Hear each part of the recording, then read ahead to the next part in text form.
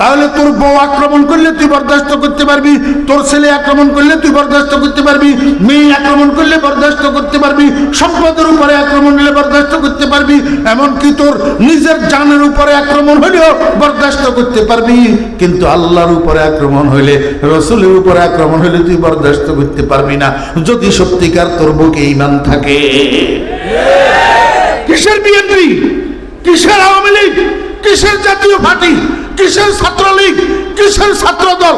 ইমানদার, ইমানদার, ইমানদার।